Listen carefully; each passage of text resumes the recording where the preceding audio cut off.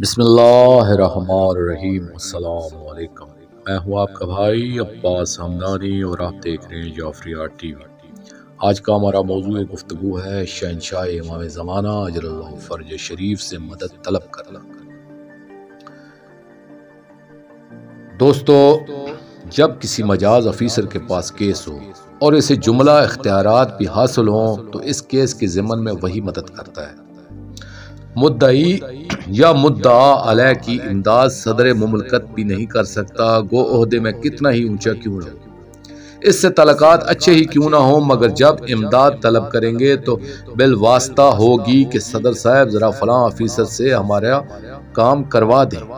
خود اسے کام کرنے کو نہیں کہیں گے بلکہ مجاز افیسر سے کروانے کو کہیں گے۔ یہ عام اور معمولی کام، علاقائی، ضلعی، صوبائی کام تو وہی افیسر کرتے ہیں جنہیں اختیارات دے دیے جاتے ہیں۔ اس کائنات کا مجاز افیسر ہوتا ہے حجت العصر اجل اللہ فرج شریف۔ جو بھی وقت کا حجت ہوگا وہی مجاز حاکم ہوگا۔ اس لیے ہمیں بھی سوچنا چاہیے کہ ہمارے جملہ امور اپنے امام زمانہ اجل اللہ فرج شریف کے ہاتھ میں ہے، لہٰذا ہمیں انہی کی منتیں ماننا چاہیے، انہی سے مدد طلب کرنا چاہیے۔ جو بھی کام ہوتے ہیں انہی کے دست یزدان صفات سے جاری ہوتے ہیں۔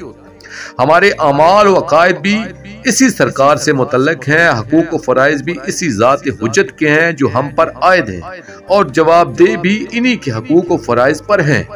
ہم سے یہ نہیں پوچھا جائے گا کہ تم لوگوں نے تاجدار کائنات شہنشاہ نجف علیہ السلام کے ساتھ کیا رویہ رکھا، ان کی مصیبت میں سفین و نیروان و جمل میں کیا رول ادا کیا تھا، بلکہ ہم سے تو اس اپنے وقت کے حاکم کے ساتھ معاملات کی جواب دہی ہوگی۔